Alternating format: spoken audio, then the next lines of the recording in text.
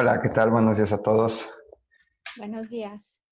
Me parece que ya estamos todos, 18 personas. Ok, pues vamos a comenzar con esta reunión sincrónica programada. Em, Como parte de nuestro curso, bueno, soy Diego Hernández, y me presenté en el video, algunos ya me conocen. Hemos estado dando varios cursos en la Facultad de Medicina y este es el segundo año donde implementamos este curso tratando de estos dos temas importantes. Em, Quisiera empezar preguntando si hay alguna duda, si hay alguna inquietud en cuestión de los temas hasta este momento. Y yo tengo una inquietud, profesor. Dígame, profesor. Eh, Recibí una noticia de que las aulas van a tener mantenimiento y se abren hasta el lunes próximo a las 9 de la mañana, lo cual pues imposibilita subir las tareas que se tenían destinadas para el domingo. ¿Qué se va a hacer ante esa cuestión? Sí, sin problema vamos a alargar las fechas de entrega. Las actividades que tenemos de esta primera semana, la mayoría están programadas para entregarse en una semana. Lo que vamos a hacer es sumarle 2 días más y de hecho tenemos todavía toda la segunda semana del curso y unos días más después de eso para que se entreguen. Esto con el fin de que pueda dárseles realimentación, sea productivo entregar esa tarea y pues ya quede asentado en el registro. Pero de eso no hay ningún problema. Todavía de GAPA nos da, me parece que son 15 días más para entregar las calificaciones, entonces no hay ningún problema. Muchas gracias. A usted. ¿Alguna otra duda? Sí, yo, profesor. Dígame. Soy Luz Castellanos. Pues yo tengo muchas dudas en cuanto a las tareas. O sea, no me es claro ni qué piden, ni qué tengo que hacer, ni con qué parámetros. O sea, no hay un cuadro que de plano pues no entiendo. Y de los materiales que suben, que nada más hay que verlos y ya, o no sé. ¿Y dónde podríamos poner las dudas? Porque la verdad es que yo he puesto varias dudas que no se me han contestado en los foros. Gracias. Ok, gracias, sí.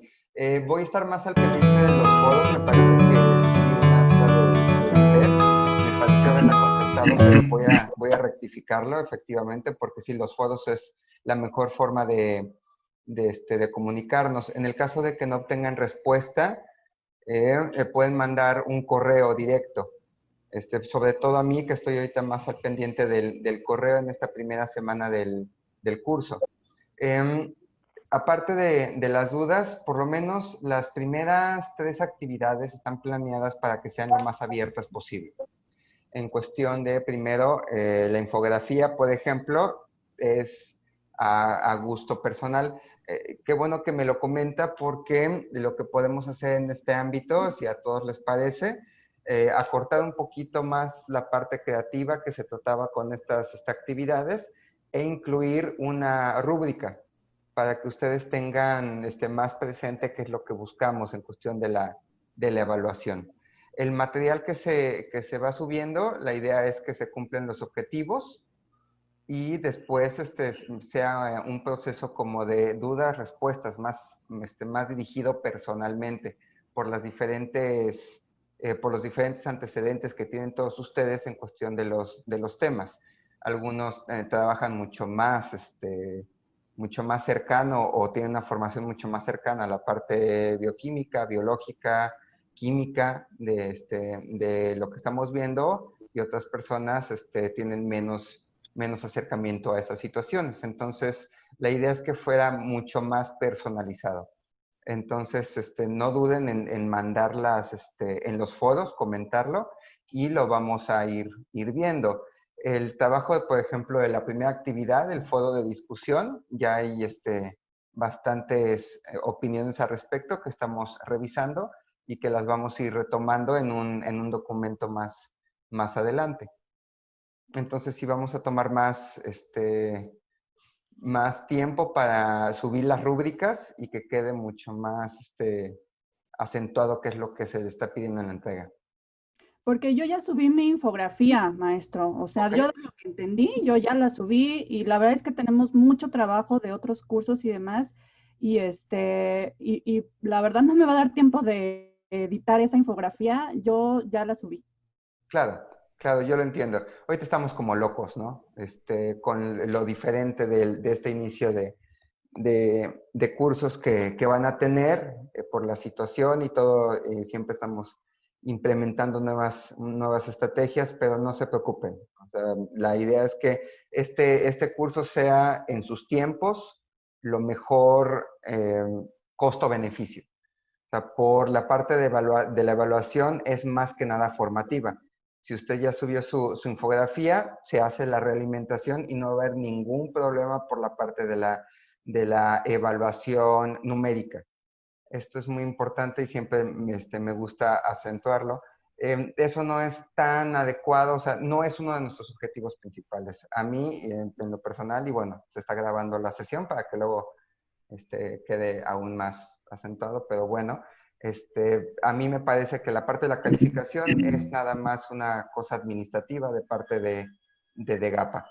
O sea, la idea es que saquen lo mejor de este curso que les sirva, vaya. O sea, que no nada más sea un número. Entonces, así como usted mandó su actividad, perfecto, hay una realimentación y si en algún momento se puede editar, más adelante, pero que sea, yo lo quiero editar porque quiero que me sirva, vaya, quiero mejorar el producto, no porque le vaya a decir a usted, ¿sabe qué? Estuvo fatal y necesito que me lo entregue mañana, porque si no tiene cero, no, o sea, no tiene ningún caso ese tipo de situaciones. Entonces, Ok, no se preocupe. ok, gracias. ¿A usted? ¿Alguna otra duda? Yo quiero comentar algo, ¿sí puedo? Claro, adelante, por favor. Bueno, yo la verdad, a propósito de lo que dice la maestra Luz, eh, a mí al principio me hicieron falta instrucciones de dónde está la tarea y cuál es la tarea. Yo desde el segundo día, desde el primer día me puse a buscar por dónde andarían las tareas porque asumía que nos iban a dejar alguna actividad, pero sinceramente se me dificultó, yo no encontré dónde. El segundo día yo empecé a preguntar, les mandé una pregunta a ustedes por el foro, no me contestaron. Sin embargo, sí llegó mi pregunta a mi correo de que la había realizado. Posteriormente volví a preguntar y no, ninguna respuesta. La única que me dio respuesta fue la profesora Luz, que le doy las gracias, y fue la que me dijo, tienes que hacer tareas y están más o menos por aquí y ya. Entonces, pues le anduve tocando por todas partes, me fui a la izquierda porque vi que había ya ahí unos resultados de tarea del profesor Panting y de otro profesor que no recuerdo, y le apreté por ahí y entonces para poder leer su propuesta, pues ya me llevó a tareas, al foro de tareas. Eh, entonces, la verdad, a mí hasta por el jueves, ayer, el miércoles en la noche, empecé a hacer mis tareas porque yo en toda la semana no había encontrado nada. Entonces, a mí me hizo falta mucho eso.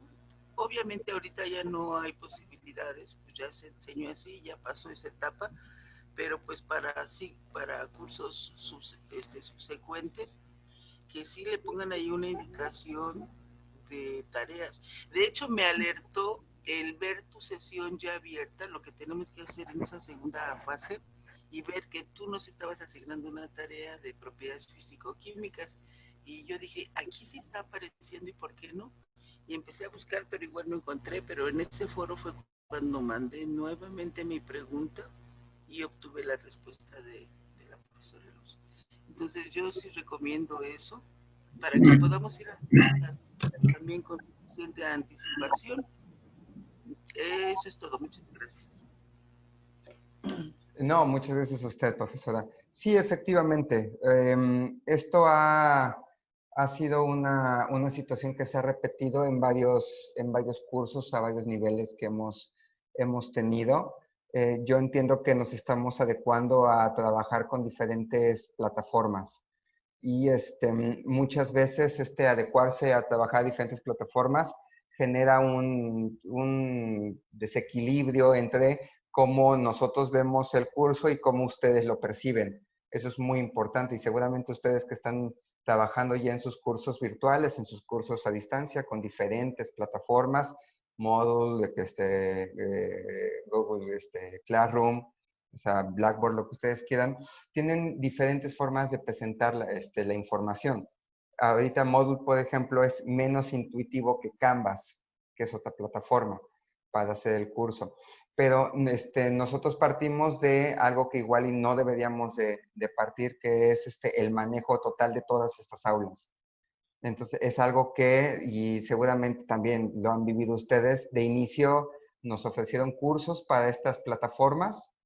Algunos ya habíamos trabajado con las plataformas, algunos con algunas plataformas, con otras no tanto, pero hay que aprenderlas a manejar, ¿no? Tanto cuando uno asiste como alumno como profesor. Y esa diferencia en cómo nosotros lo manejamos, ¿no?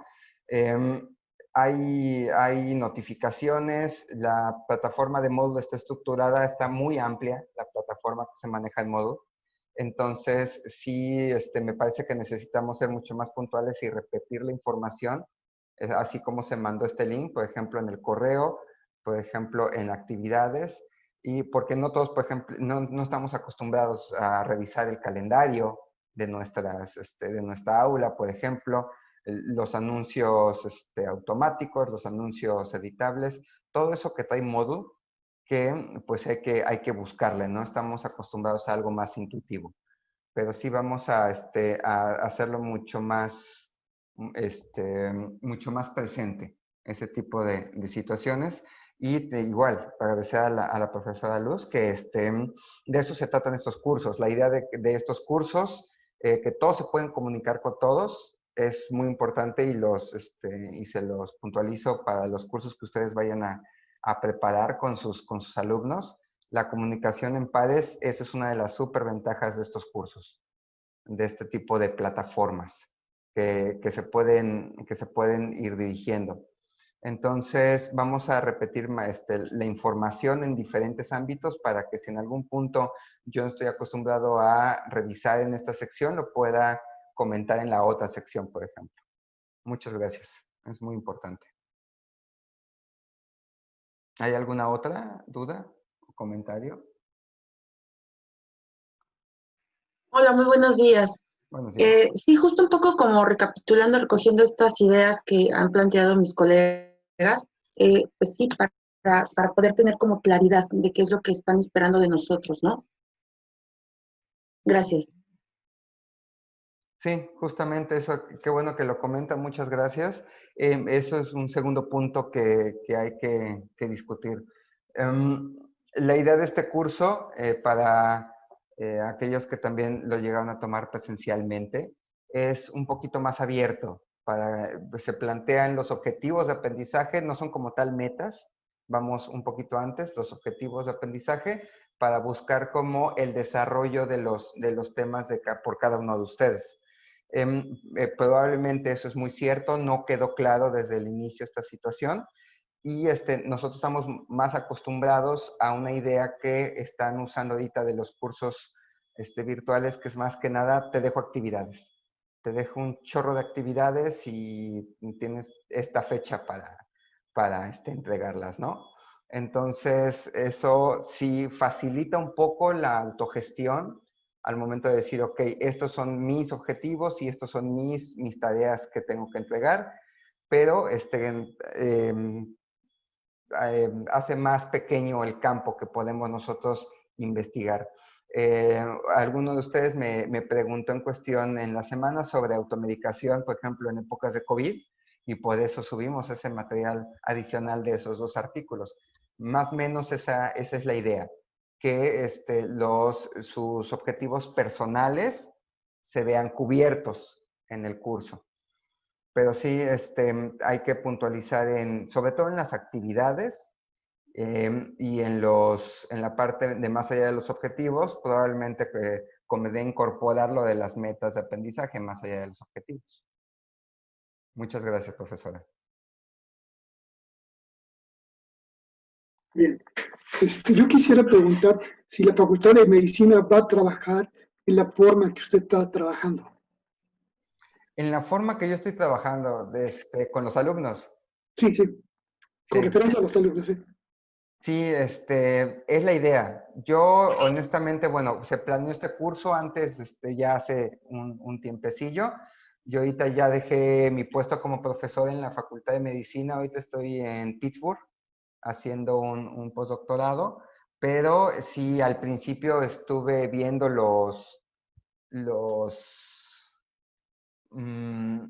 las opciones que se nos daban como profesores y sí, básicamente, no, así no se va a trabajar.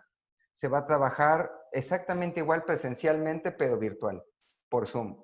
Entonces, lo que van a tener los alumnos son clases por Zoom de 7 a 2 de la tarde, básicamente, si les toca en la mañana, o en la tarde, que me parece que son de 2 a 10 de la noche. Lo cual, en lo particular, me parece un suicidio.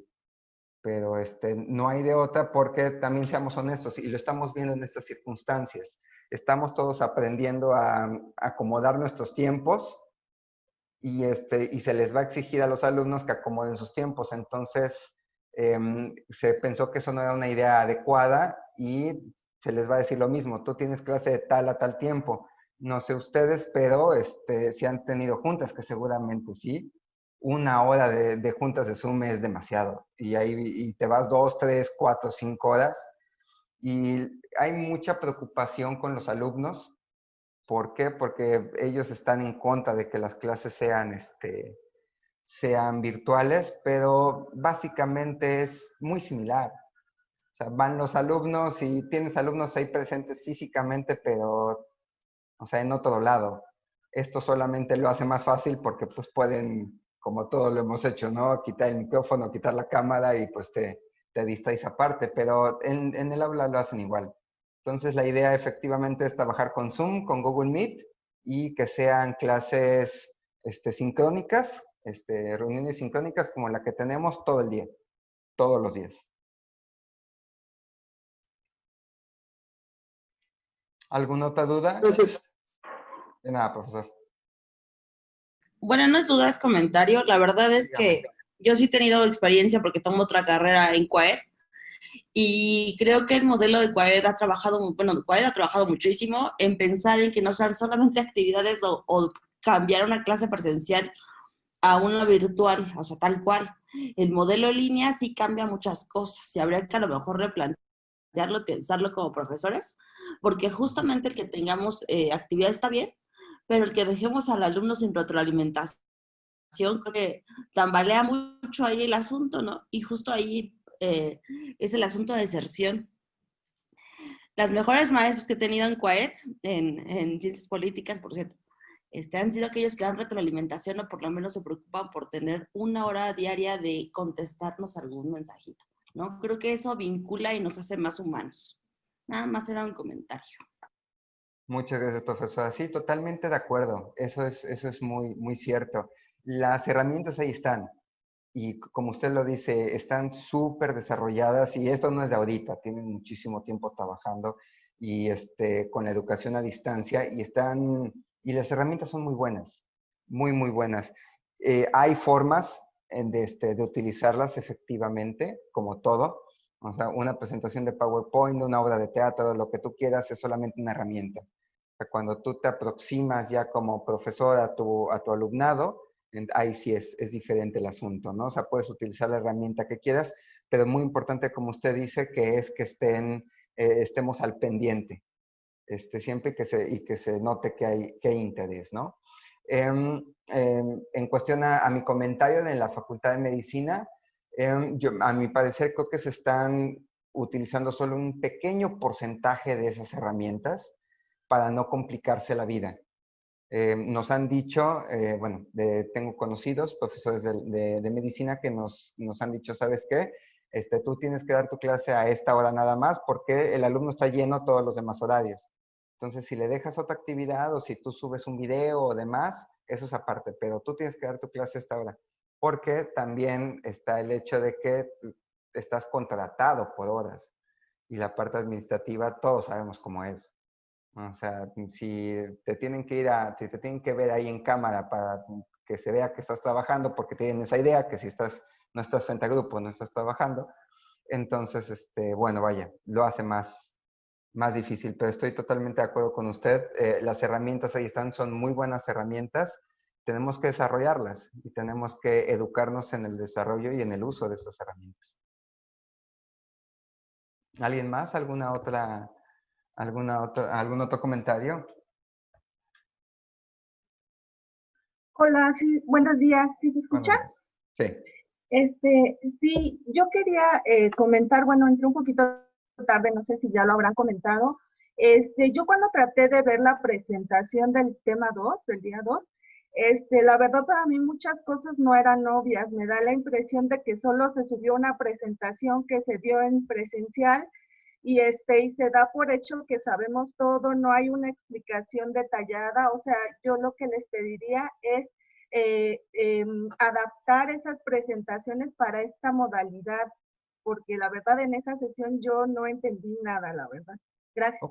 No, gracias a usted, profesora. Qué bueno que me lo dice. El día de hoy me parece buena idea. Voy a subir la presentación con el audio, porque se contempló al principio. Eso sería muy bueno. Sí, justamente.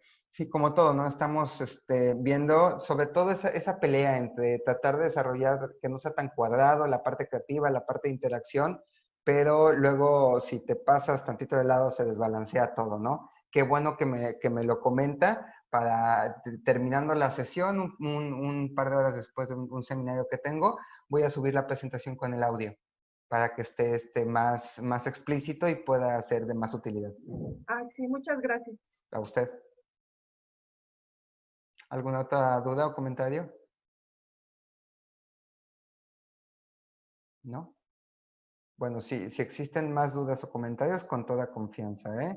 Vamos, ahorita les voy a compartir mi pantalla para revisar una presentación.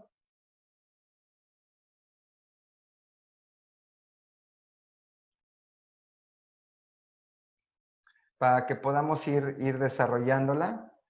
Es una revisión de problemas en cuestión de la automedicación, bueno, de los 4 temas que hemos visto, para ir viendo dudas y también ir checando qué es lo que hemos desarrollado, ¿no?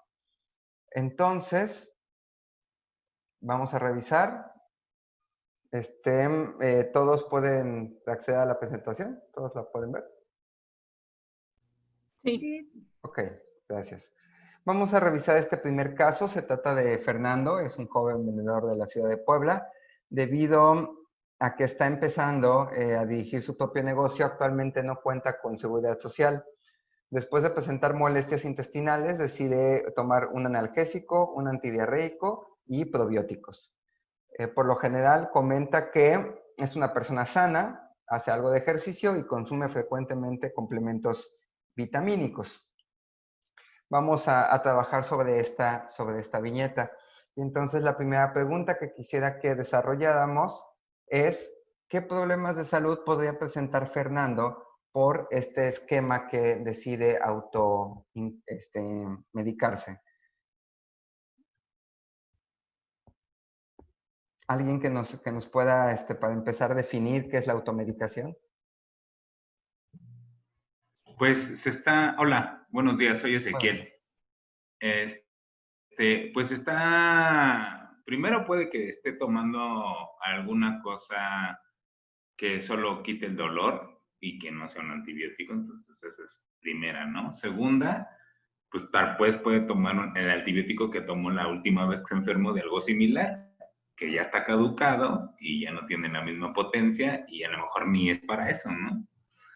Y eso puede, pues, apantallar o enmascarar el problema que en verdad tiene o que está desarrollando, porque tal vez piensa que es una infección bacteriana, pero a lo mejor es algo que se ha desarrollado de manera crónica. Entonces, eso puede pasar, ¿no? Muchas gracias, sí. Gracias, profesor. Justamente empezamos a ver que, bueno, lo que ya habíamos comentado, bueno, lo que habían ustedes desarrollado, la automedicación es consumo de medicamentos por iniciativa propia. Es mucho más fácil, aunque no está supeditado nada más, a que sea este consumo de medicamentos que no requieren receta médica, ¿no? Actualmente, digo, no es por dar ideas, ni mucho menos lo sabemos, ¿no? Pero uno puede hacer una receta que descarga en línea y las farmacias, por lo menos en México, se limitan a incorporar en una base de datos la cédula y ya aceptan la receta. Entonces, digamos, una persona consigue los medicamentos y decide por iniciativa propia indicárselos. Entonces, uno de los problemas, como lo señala el profesor Ezequiel, es que esto puede enmascarar un cuadro que estaba previamente desarrollándose. Efectivamente, puede tratarse de algo, una situación en agudo en ese momento, pero también puede, por otro lado, puede ser un problema que ya tiene tiempo, que tiene varios episodios, y el consumo de medicamentos en esta situación está o podría estar enmascarando cuando la persona vaya al médico. Cuando uno va a consulta, el médico tiene que preguntar qué se ha tomado. Muchas veces no lo hacen. Entonces, se quita eso de la ecuación y la persona que ve al paciente no tiene idea de que lo que está viendo puede ser producto de un cuadro que ya está modificado por esta toma de medicamentos. Sí, justamente, muchas gracias. ¿Qué otro problema de salud podría tener esta persona por automedicarse? Yo quiero comentar algo. Adelante. Creo que el exceso, puede tener un exceso de vitaminas porque ha estado tomando vitamínicos y a lo mejor no los necesita. Entonces, por ahí puede ser que haya algún problema y si está tomando algún analgésico, pues eso se enmascara. Generalmente tenemos la idea de que nos duele algo, nos tomamos un analgésico, sin pensar el por qué nos está doliendo. Y pues siempre, si esto se repite, hay que ir con el médico en vez de automedicarse, ¿no?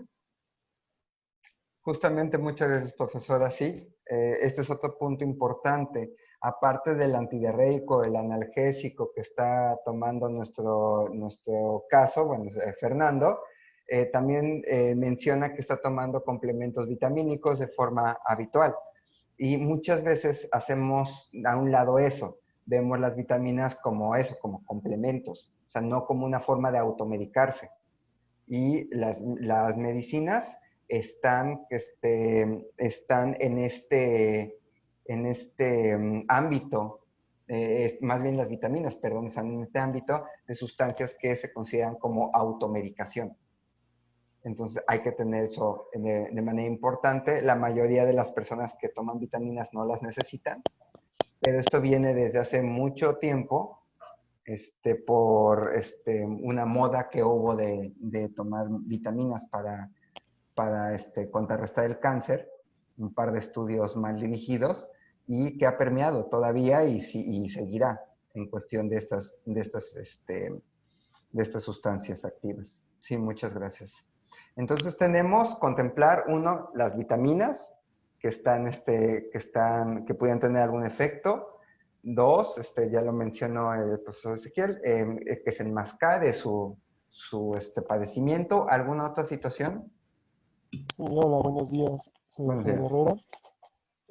Mi intervención va en el sentido de los probióticos. Últimamente se ha hablado mucho de ellos, que son beneficiosos, que hay que consumirlos, etc. Sin embargo, por experiencia personal en estos días, cuando se consumen probióticos en exceso, se desequilibra la flora bacteriana normal y obviamente se generan otro tipo de padecimientos. Eso lo digo porque, repito, por experiencia personal de estos días, consumí probióticos por automedicación y sí tuve un desequilibrio en cuanto a la flora bacteriana. Una pregunta en ese sentido, ¿los probióticos se consideran medicamentos? Gracias. A usted. Tenemos ahí un vacío legal. Muchas cosas que nosotros, más bien no nosotros, muchas cosas que se plantean vender, es mucho más fácil venderlas desde el punto de vista del suplemento alimenticio. Entonces, cuando tú quieres integrar un medicamento, tienes una serie de pruebas, una serie de fases, la clínica, la preclínica, te vas más allá y tienes que cumplir con varias condiciones ante la Secretaría de Salud. Estas condiciones son más laxas si te vas del punto de vista del consumo, de presentar esto como un suplemento alimenticio.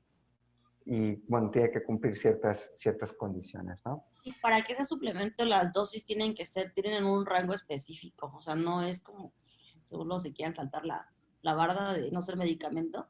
Ajá. Pero sí tienen un rango. No sé qué bueno, hay diferentes, de acuerdo a la cantidad de colones formados, diferentes del suplemento, ¿no? Digo, de los probióticos tienen diferente concentración de acuerdo a la cantidad que tienen.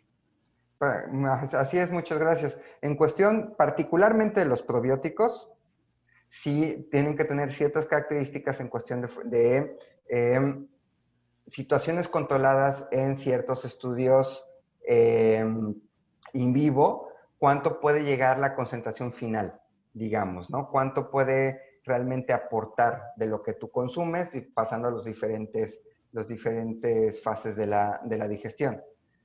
Sin embargo, lo que es un hecho es que hay muchos productos que no tienen los suficientes metaanálisis o que no tienen la suficiente evidencia. Es realmente sencillo hasta cierto punto presentar cierta evidencia que tiene muchas veces conflicto de intereses, muchas cosas que se reportan. ¿Por qué? Porque son estudios presentados y auspiciados por laboratorios para que se lleven a cabo estas situaciones y vender su producto. También tenemos la parte de que muchas cosas no lo sabemos. O sea, muchas cosas desde como usted lo menciona, ¿no? Antes llamada flora bacteriana, la microbiota como tal, ya se ha incorporado en muchísimos procesos. Antes eran, pues, bacterias que teníamos ahí que ayudaban a la digestión, ¿no? Ahora hay diversos estudios que hacen el link entre la microbiota, por ejemplo, y enfermedades en el sistema nervioso central. Antes teníamos estos suplementos, los endulcorantes artificiales sin ningún problema. El boom de los alimentos light o libres de azúcar, se usan endulcorantes. ¿Por qué? Porque no se absorben, no hay ningún problema. Ya después o eso pensábamos, ya después de años de estarlos usando, sabemos que esos endulcorantes se pueden absorber justamente por participación de la microbiota. Ahora se hacen trasplantes fecales para tratar diferentes padecimientos. Entonces, son situaciones que justamente al principio se tomaban como algo positivo, algo inocuo, para empezar, porque también pues, los probióticos, estás de cuenta, muchas personas tienen la idea de que es como tomar Yakult. O sea, que es básicamente lo mismo, pero concentrado, por ejemplo. Ahora, si nos vamos un poquito más allá, las vitaminas. Las vitaminas eran, bueno, tómatelas, te hacen bien y si no, por lo menos no te hacen mal.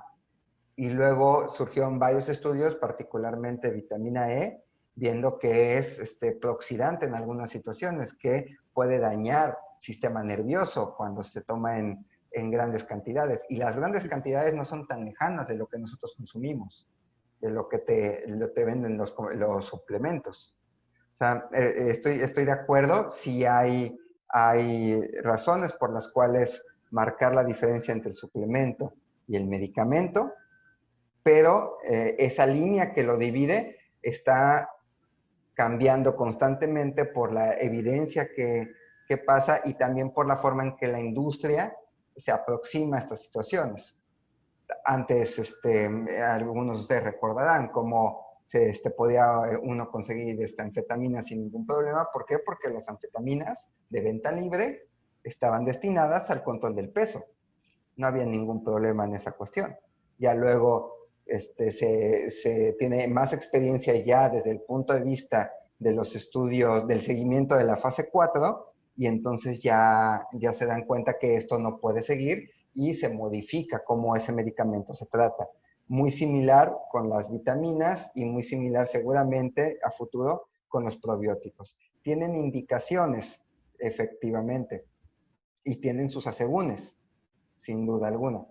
Entonces, en esa situación es muy importante, como lo mencionan, no hacer a un lado que eso también es una situación que se automedica y que puede tener repercusiones, como lo comentó el profesor.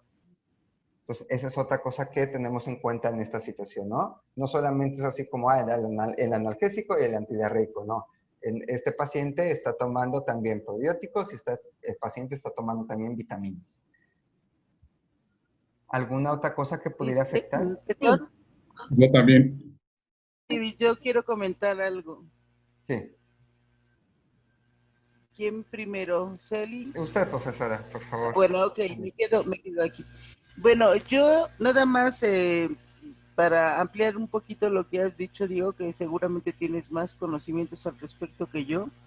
Yo trabajé en la industria, entonces uno de los problemas también con esto de los medicamentos o lo que venden las tiendas naturistas es que muchos fabricantes empezaron a cambiar como de giro, porque como medicamento no tenían la aceptación o la aprobación de Secretaría de Salud, y entonces se pasaron a hacer medicamentos del otro tipo en el que no había prácticamente ningún control ni ninguna reglamentación, y empezaron a meter sus productos como parte de un suplemento o de un producto inocuo.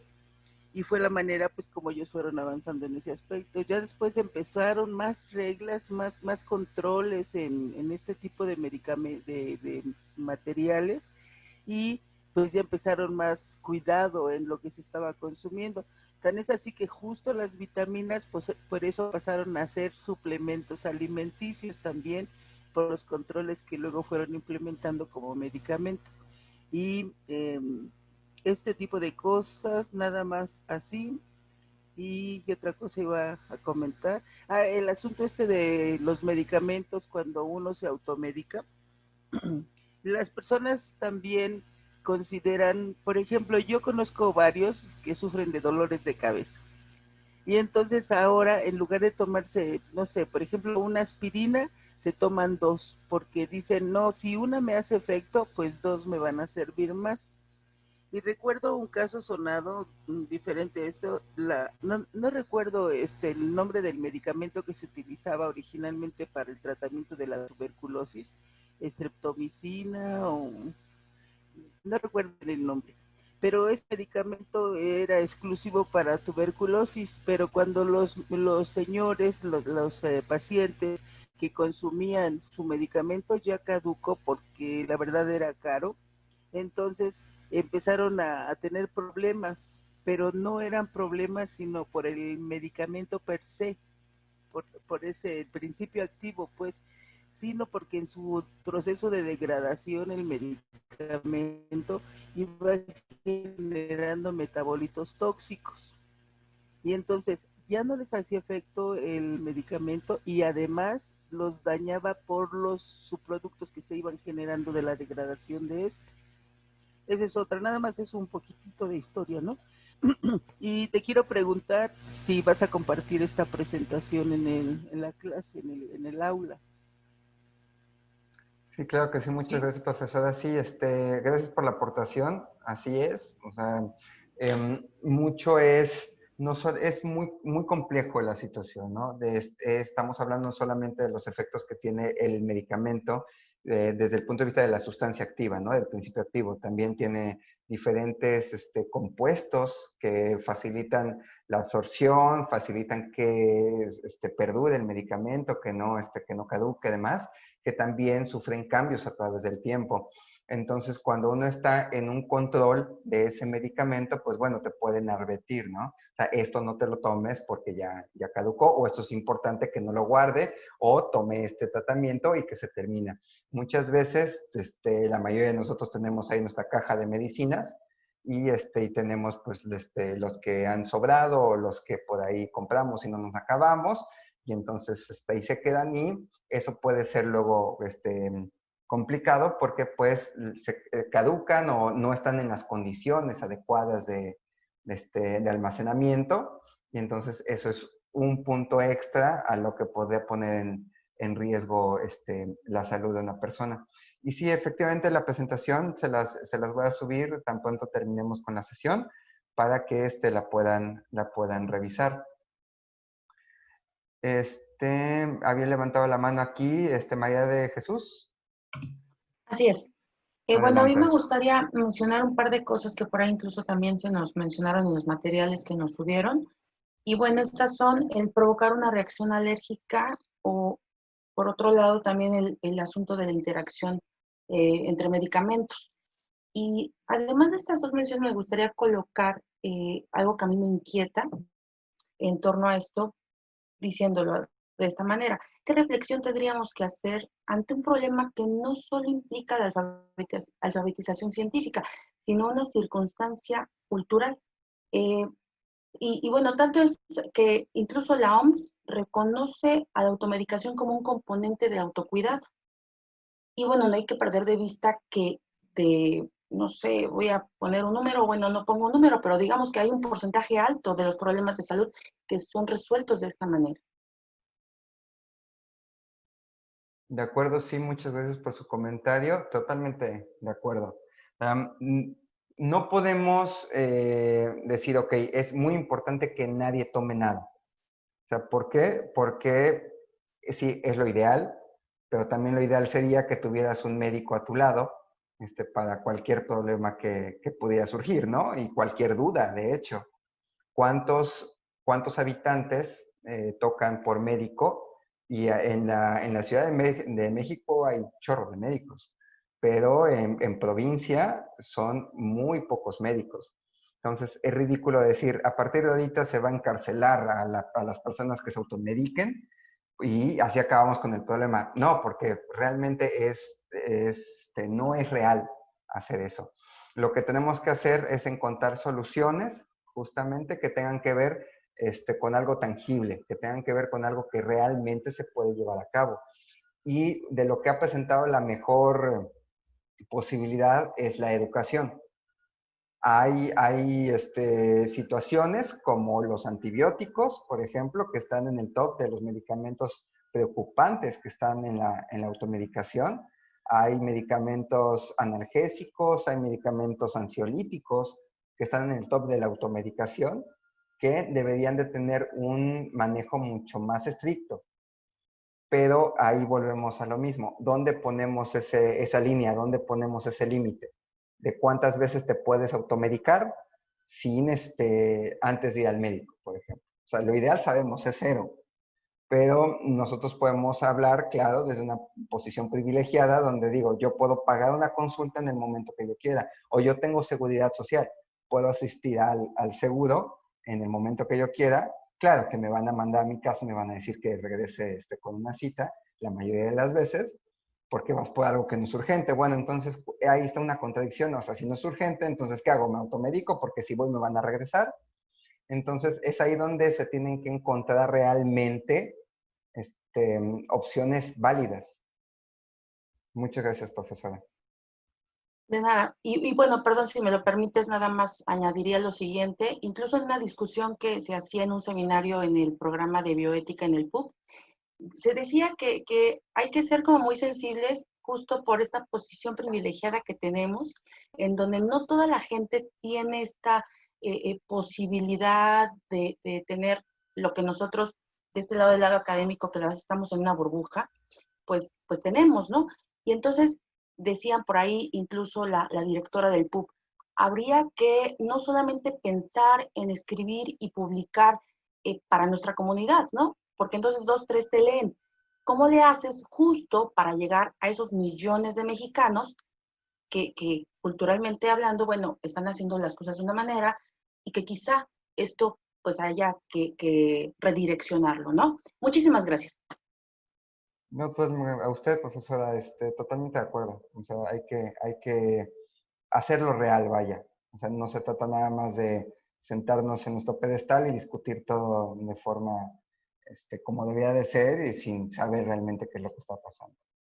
Profesor Luis y luego el profesor Javier, por favor, adelante. Bien, yo quisiera hacer como un comentario acerca de lo que decían de científico y cultural. Ahora, buscando información sobre la temática del curso, decían que no era inexplicable cómo se han hecho investigaciones, que los estudiantes de medicina en diversos países, bueno, en México no encontré datos, pero en diversos países sudamericanos y centroamericanos, la gente que estudiaba medicina se automedicaban, los alumnos de tercero, cuarto, quinto semestre, y había estadísticas bastante elevadas, que ellos, a pesar de conocer la problemática y decir que son científicos o van para científicos, hacían la automedicación, o sea, no tomaban en cuenta. Como comentario, que también las personas que saben de ciencias o saben algo, por ejemplo, a mí ahora me resulta dificilísimo saber si automedicarme o no de automedicarme con todos los males que hay. Gracias. No, gracias a usted, profesor. Sí, justamente. De hecho, los médicos nos automedicamos. O sea, lo que luego no se tiene muy en cuenta es que uno, para empezar, es fraude que te hagas una receta para ti mismo. O sea, uno como médico no te puedes hacer una receta. Y entonces, más allá de eso, también, si tú te estás tomando algo, por más que seas médico, te estás automedicando.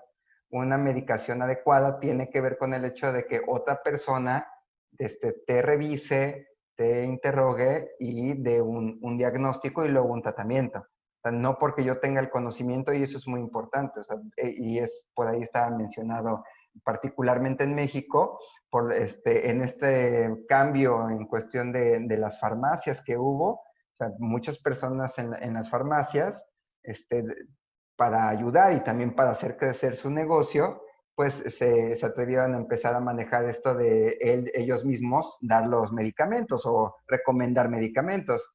Y entonces de ahí cambió la onda a, vamos, en lugar de ir con el médico, voy con el de la farmacia para que me recete ya me ayuda con el problema. Pero desde el punto de vista de la competencia, aunque la persona de farmacia sea docto en los medicamentos, no está la competencia de la preparación del médico.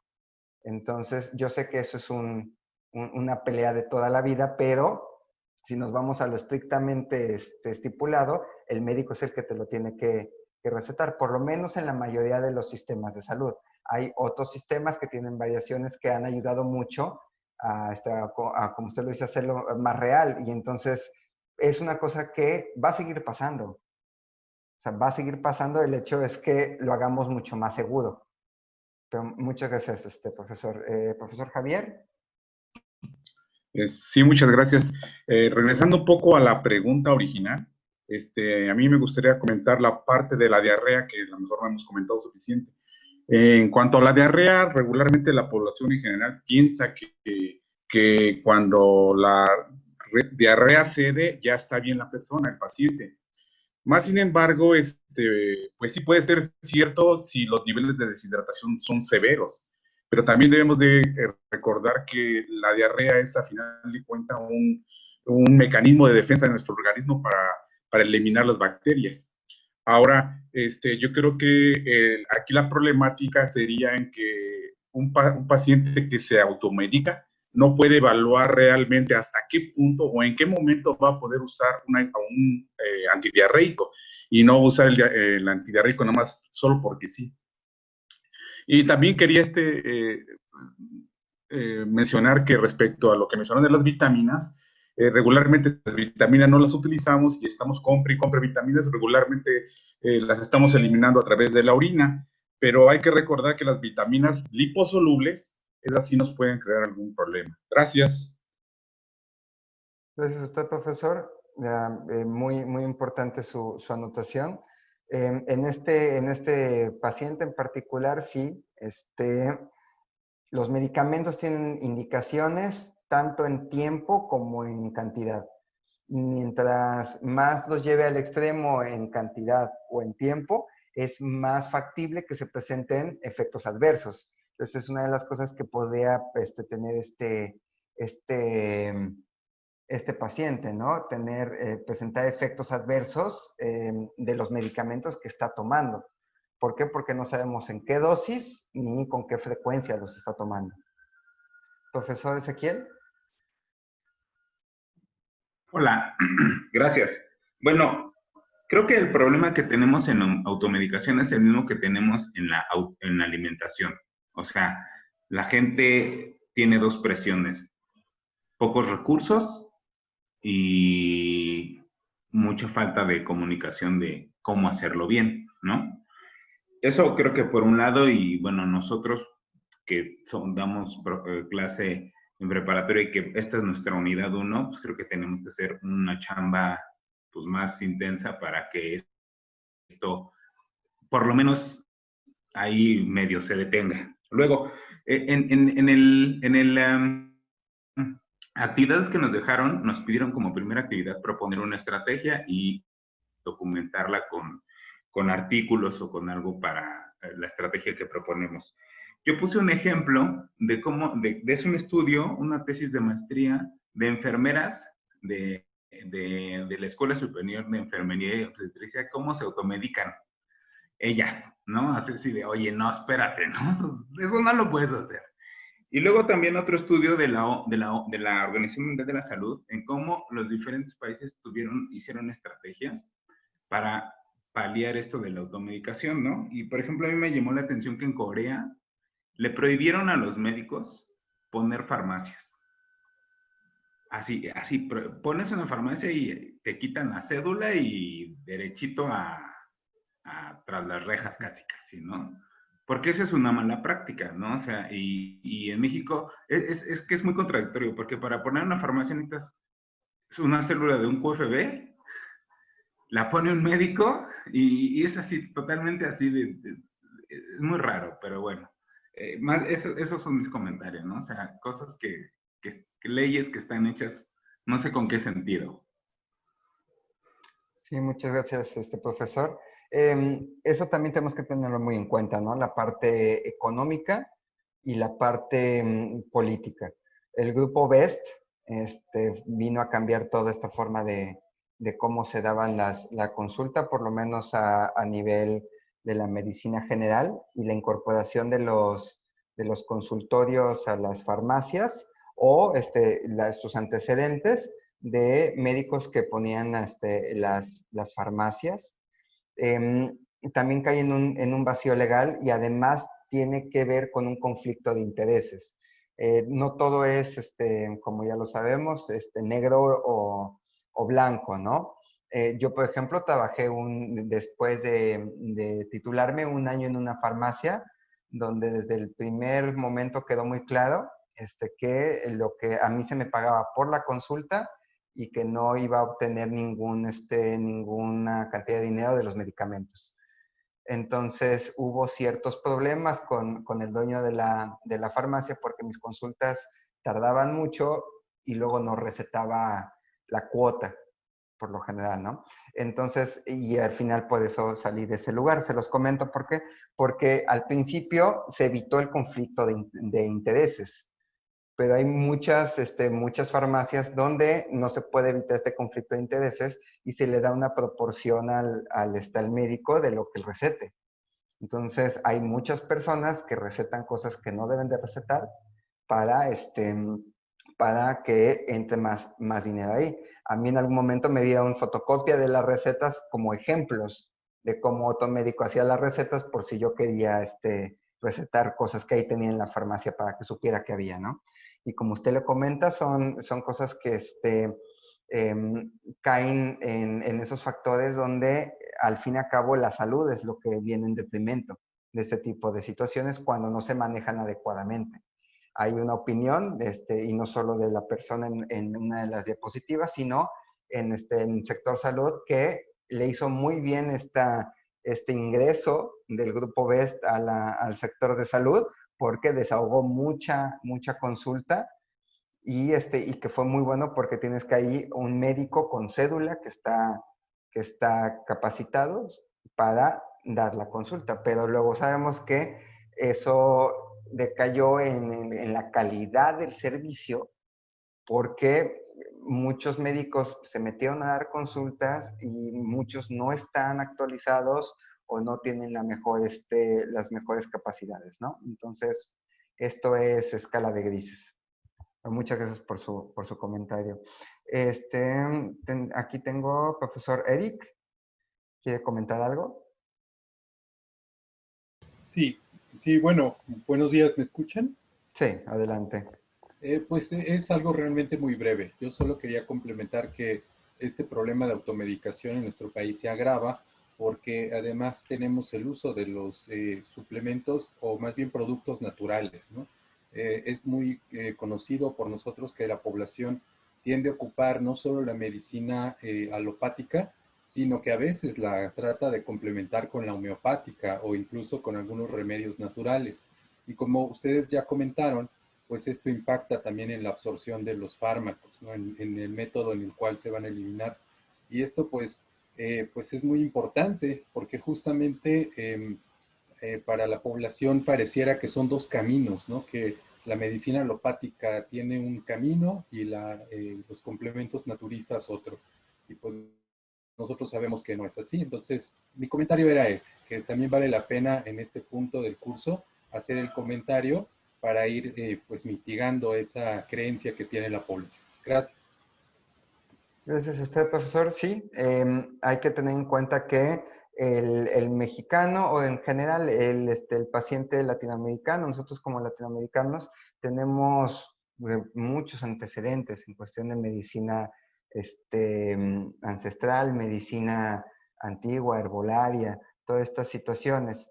Y se han presentado muchos productos desde el punto de vista naturista y desde el punto de vista homeopático. Como científico, pues la homeopatía se deja como una pseudociencia, pero y ahí, por ejemplo, entran muchas cosas desde el punto de vista fraudulento, que esa es una de las situaciones con la medicina homeopática o de la medicina naturista, ¿no? Y del otro lado tenemos extractos, desde el punto de vista de la medicina naturista, extractos que pueden tener un efecto y que pueden tener interacciones farmacológicas con otras sustancias activas. Y esto recae y tenemos que basarlo en la educación, en tratar de quitar esa idea de que por ser natural es inocuo, y porque la mayoría de la población la usa como sinónimos y nosotros sabemos que no es así. Entonces eso también hay que tenerlo muy en cuenta. Muchas gracias, profesor. Vamos desde la presentación para avanzarle un poquito más. ¿Cuál de estos medicamentos que tomó Fernando es el más frecuente en automedicarse?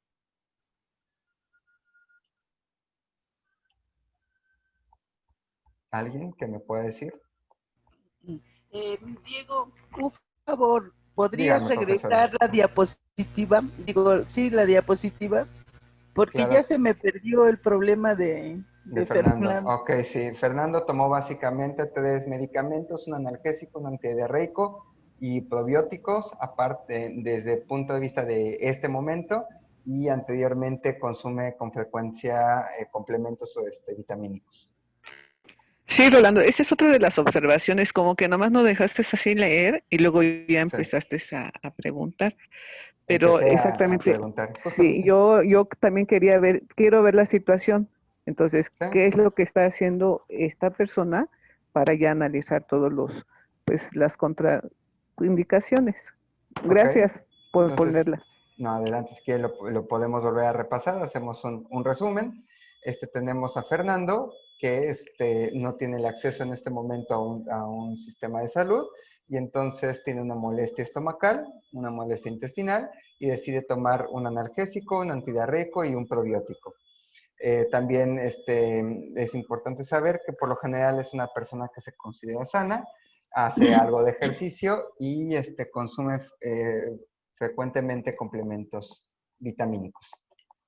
Entonces tenemos esta situación. Habíamos contestado qué problemas de salud puede tener Fernando por automedicarse.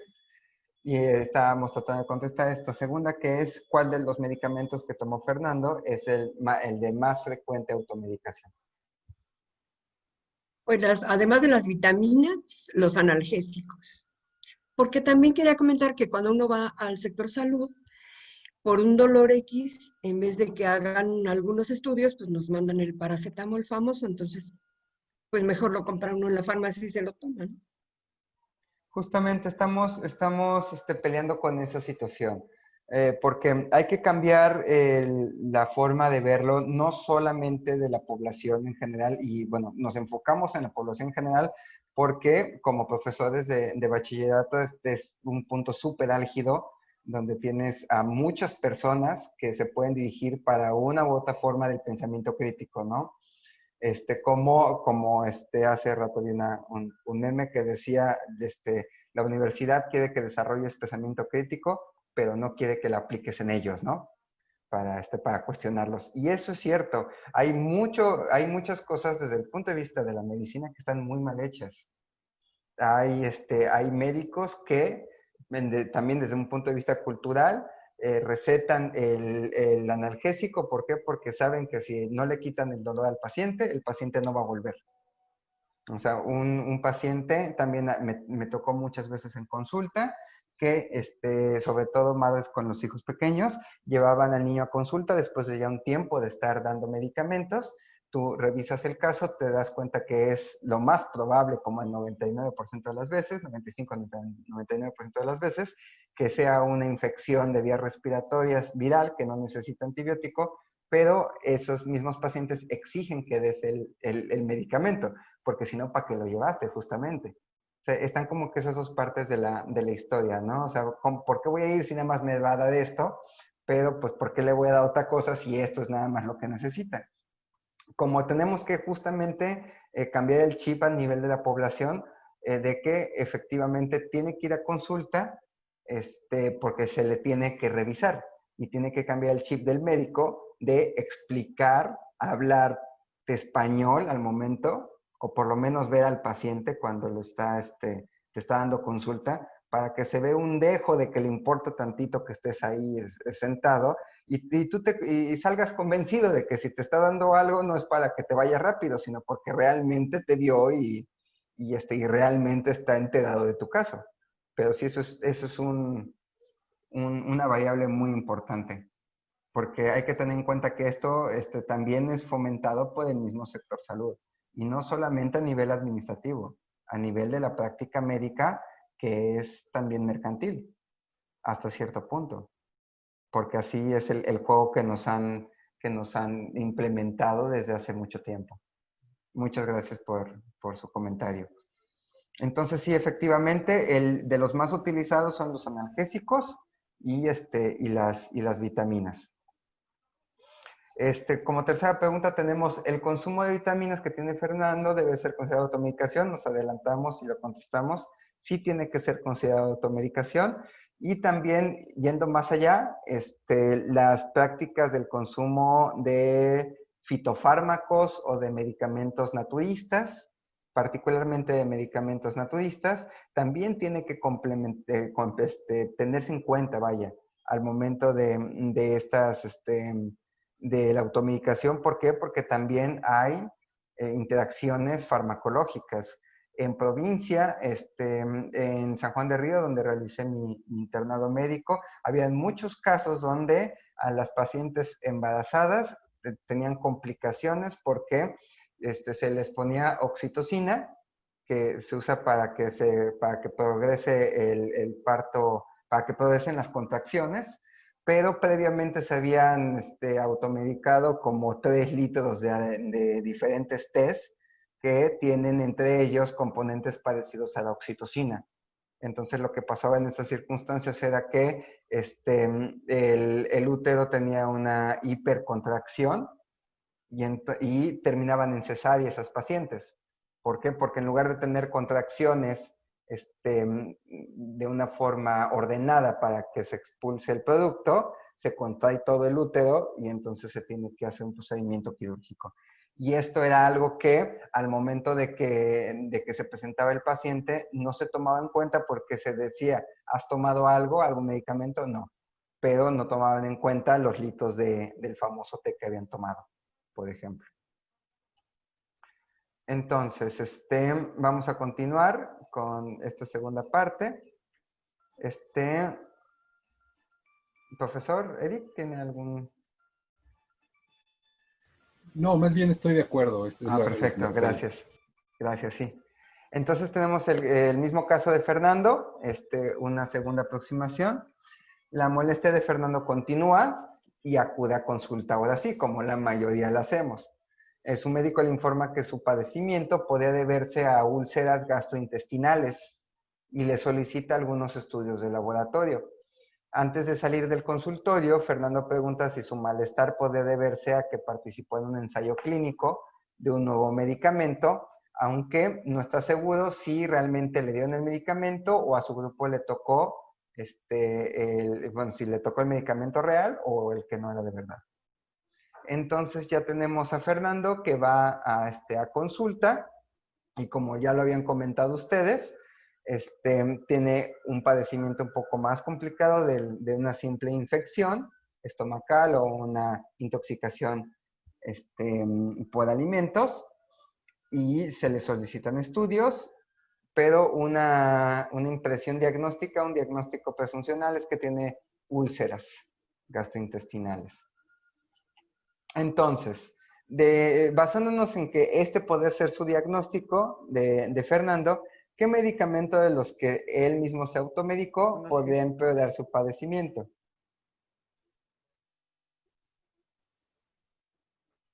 ¿Sí?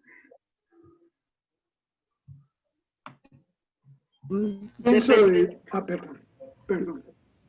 Dependiendo del tipo de analgésicos que estuvo tomando, quizá el analgésico puede empeorar su caso o quizá los antidiarreicos también. Justamente tanto los analgésicos, sabemos que la mayoría de los analgésicos que consumimos son del tipo de los AINES, de los antiinflamatorios no esteroideos, y estos antiinflamatorios no esteroideos, una de las situaciones que tienen es que pueden causar o complicar úlceras gastrointestinales por sus mismos mecanismos de acción. Entonces, y también los antidiarreicos, si son de un tipo particular de antidiarreico, pueden disminuir el tránsito intestinal y, por lo tanto, aumentar la posibilidad de que se ulcere ciertas partes del aparato. Entonces, esto es muy importante. ¿Por qué? Porque más allá de no ayudar, el hecho de que pueda estarse automedicando empeora el padecimiento actual, ¿no? O sea, más allá de que enmascare el diagnóstico, entonces esto podría contribuir a que este padecimiento se agrave. Dígame, profesora. Sí, yo tengo aquí una pregunta, no sé. Dígame. Pienso que no solamente tendríamos que estar hablando de en sí medicamentos, sino de estar analizando el principio activo del cual se trata el medicamento, porque es efectivamente la molécula la que va a tener el efecto en el organismo. Mi reina, estás con sexto. ¿Mande? No, adelante, profesora. Sí, entonces, bueno, aquí la cuestión es analizar, no tanto, finalmente nosotros estamos hablando con alumnos en materias de química y lo que nos interesa es analizar cuál es el efecto de dicha molécula. O sea, por ejemplo, un paracetamol diferente del ácido acetilsalicílico, pero entonces ver cuál es el efecto que causa en el organismo esa molécula. Gracias. Bueno, es que no me queda claro cómo lo vería, ¿no? Gracias. Sí, justamente, algo que podría ser una buena forma de aproximarse a esta circunstancia, es decir, ok, tú te estás tomando un medicamento, pero si te lo estás tomando, te conviene saber qué es lo que está haciendo, vaya, como usted lo comenta, porque entendiendo qué es lo que está haciendo el medicamento, puedes llegar a entender por qué pasan ciertos efectos adversos, o sea, o por qué no te lo puedes tomar así ad libitum, así las veces que tú quieras, ¿no? Por ejemplo, lo de los antidiarreicos que tienen indicaciones particulares en cuestión de las veces que lo tomas. Entonces, si tú planteas a tus alumnos, por ejemplo, que es muy importante que sepan qué es lo que se están metiendo en el organismo, entonces puede explicarse, sí, este medicamento causa esto. ¿Por qué en el caso de los AINES, no? O sea, no es que el ácido acetilsalicílico o el paracetamol o el ibuprofeno sean irritantes a la mucosa, ¿no? Sino porque una de las moléculas que inhiben su producción forma una capa de protección en el estómago, por ejemplo, ¿no? Y entonces eso a mí me parece que es una buena oportunidad para que el alumno se interese por cómo funcionan los medicamentos y también por qué son peligrosos los medicamentos. O por qué un medicamento empezó como ahorita que estamos hablando de tratamiento de úlceras, como un medicamento empezó para tratar problemas gastrointestinales y ahorita se utiliza para interrupción del embarazo. O sea, ese abordaje de los principios activos también te ayuda a explicar efectos adversos y también interacciones de medicamentos. Y yo creo que sería una muy buena opción para presentar esto a los alumnos de bachillerato, por ejemplo. Gracias, profesora. ¿Algún otro comentario hasta este punto, profesor Luis? Yo tengo alguna duda sobre eso, sobre el procedimiento de los pasos que sigue el medicamento en el organismo humano. A este nivel de preparatoria, el alumno va a entender todo esto. ¿Qué conocimientos necesita? O sea, si ustedes que son médicos llevan farmacología, anatomía, hay una serie. A este nivel de los estudiantes, ¿conviene darle ese mecanismo aunque no entiendan nada? Eso, por ejemplo, es una duda muy, muy válida y estoy totalmente de acuerdo. Hay una serie de videos en YouTube, se los voy a compartir, que explican diferentes situaciones, por ejemplo, física cuántica o la teoría de la relatividad a diferentes niveles de edad, ¿no? Empiezan como 5 años, 10 años, 15 años y así. Yo creo que ahí es efectivamente donde está el principal reto. Me parece que sí se puede adecuar. Y es muy, muy importante lo que dice porque sí, o sea, los alumnos de medicina, por ejemplo, ven farmacología y no saben cómo funcionan los medicamentos. O sea, los médicos no saben cómo funcionan los medicamentos. O sea, tratamos de alejarnos mucho de esta situación como de médico brujo, pero es una realidad.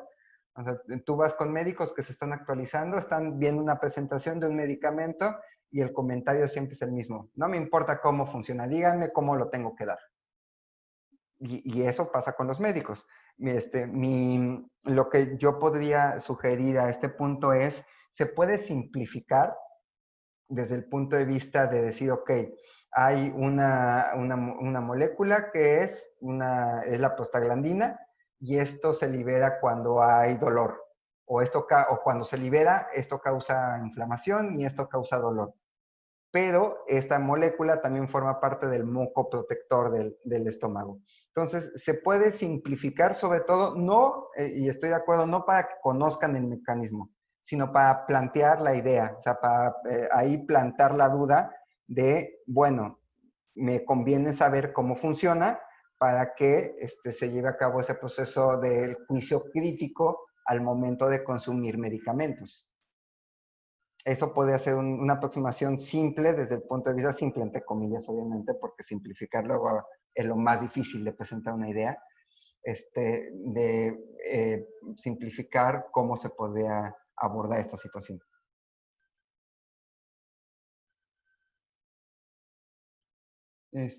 Profesor Javier. No, mil disculpas, creo que dejé activada la manita. Ah, ok, no hay problema. Entonces, una siguiente pregunta. ¿En qué fase del ensayo clínico es más probable que haya participado Fernando? No estábamos hablando de estos, esta sí que la vamos a dejar porque es una de las partes de la segunda presentación que no quedó tan clara, pero si alguien quiere contestar, también se puede. Si no, lo dejamos para cuando subamos más el material completo. Entonces, vamos a examinar este tercer punto. ¿Qué factores promovieron que Fernando se automedicara antes de ir a consulta?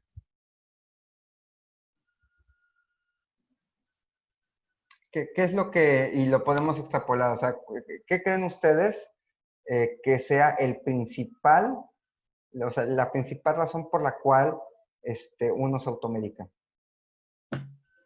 La falta de tiempo para acudir a una cita médica o también toda la burocracia que hay para recibir atención médica en el sector público.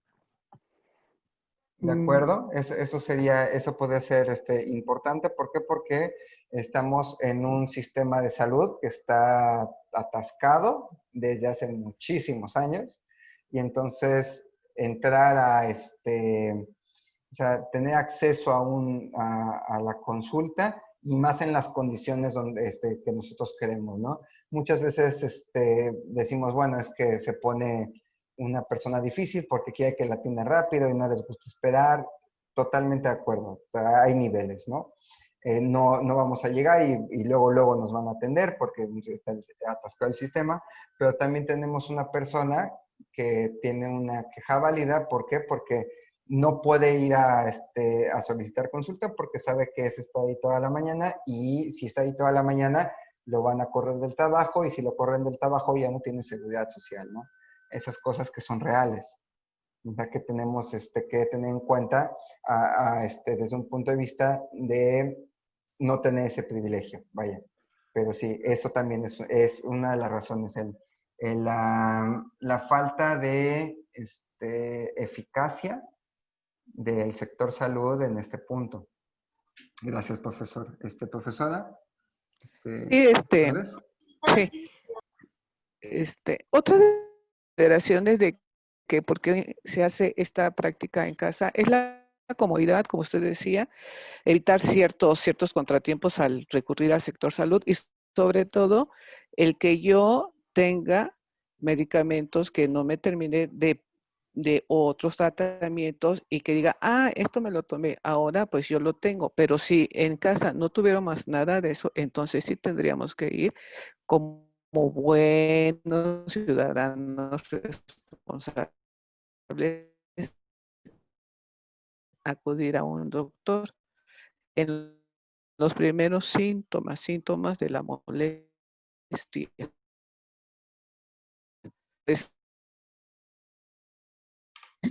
Que se conjuga en esta acción que siempre tenemos nosotros. Gracias. Sí, gracias. Sí, bueno. Sí, gracias a usted, profesora. Sí, es importante tener eso en mente, ¿no? La disponibilidad, qué tan a la mano tengo los medicamentos. O sea, conseguir un medicamento por ejemplo, en España, en Estados Unidos es mucho más difícil y si es más difícil conseguirlo, es más difícil que lo utilices, ¿no? Pero siempre hay formas. O sea, de Estados Unidos es de los lugares más difíciles donde se puede conseguir un medicamento y es de los que tienen más gente automedicándose, ¿no? También digo porque hay dinero, pero bueno, eso hay que tenerlo sí también muy en cuenta. Aquí tengo profesor Javier. Sí, muchas gracias. Yo creo que otro problema que es importante considerar, por ejemplo, en el sistema de salud, hay veces que se les da a los médicos menos de 15 minutos para que puedan atender al paciente. Hay veces que tienen, no sé, que atender a 30 pacientes en toda su jornada Y eso, por otra parte, el paciente percibe que realmente el médico no lo revisó bien, no lo trató bien. Eso a la larga crea un sentimiento en el paciente de que, bueno, pues no me revisó bien, él parece que medio sabe el médico, no tenía tiempo, entonces pues yo puedo, por lo tanto, hacer lo que hizo el médico, sin algo muy rápidamente, autorrecetarme. Entonces, es como la situación en doble sentido. Por una parte, el poco tiempo que tiene el médico para atender a sus pacientes, y en segunda instancia, desmeritar la profesión del médico, o simplemente a veces se suena un poco desagradable, pero es la ignorancia de toda la población en general, de todos nosotros en alguna medida, de no hacernos responsables y no tomar más en serio esta problemática que tenemos. Gracias. Sí, gracias. Gracias a usted, profesor. Hay que tomar eso en cuenta también, ¿no? O sea, sí, efectivamente tenemos dificultades en la preparación de los médicos, en la práctica de los médicos, y como en todos los países, como en todas las profesiones, no todos tienen el mismo nivel de competencia, pero también hay que tener muy en cuenta que el sistema, que de por sí, como lo comentamos, está atascado, exige administrativamente que se cumplan con una cantidad de pacientes al día. Y entonces, si ahí está la chamba, si ahí es donde puedo trabajar, pues voy a cumplir con esa cantidad de pacientes por turno, ¿no? Entonces, eso también va a disminuir la efectividad y también la calidad de la consulta. Y mientras menos efectivo sea el sistema de salud, hay más chance de que haya aumento en la automedicación. Así es. Gracias, profesora Cristina. Ok. Creo que otra causa también podría ser que a lo mejor él, como está empezando su negocio, entonces no tiene el recurso económico necesario para poder acudir a una consulta privada.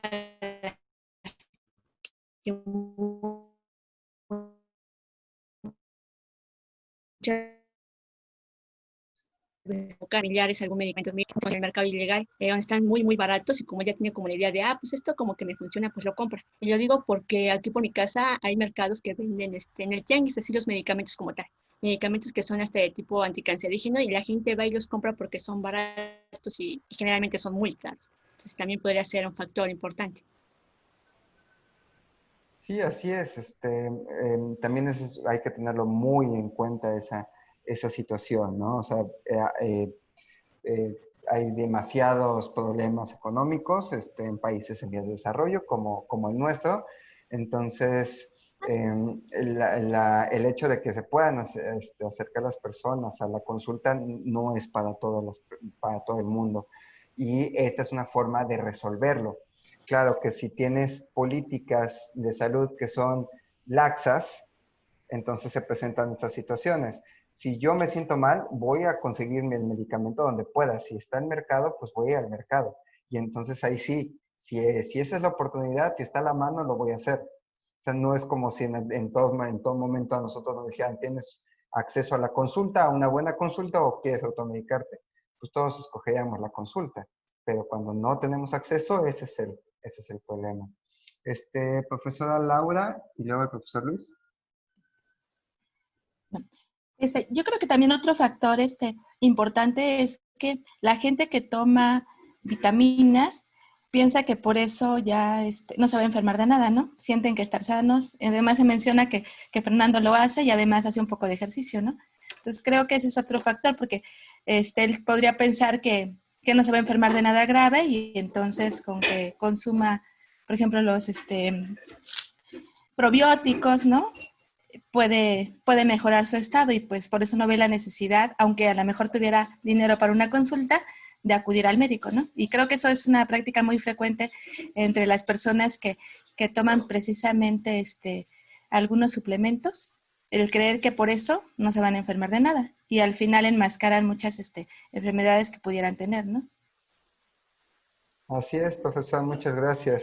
Sí, sobre todo si de por sí jóvenes se creen inmortales, invencibles, y luego más la idea de que ellos no les va a pasar nada porque nunca se enferman y además siempre han tomado vitaminas y siempre están, sí, eso también aleja y hay que ser conscientes de que el conocimiento de estas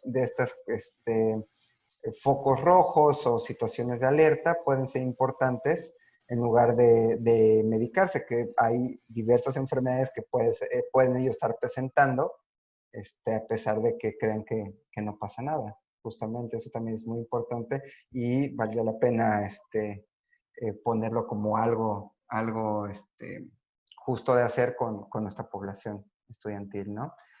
Profesor Luis, luego la profesora Maribel.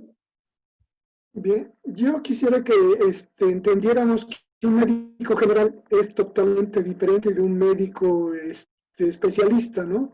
Pedirle a un médico general que nos explique a fondo el tratamiento de un mal es diferente de un médico especialista, de un médico internista, un médico general, ¿no? Hay una enorme diferencia entre uno y otro para tratar de explicar el efecto de un mal, ¿no? Porque un médico general es un campo bastante amplio. En cambio, un médico especialista es una sola. Gracias. Sí, justamente, eso es muy importante.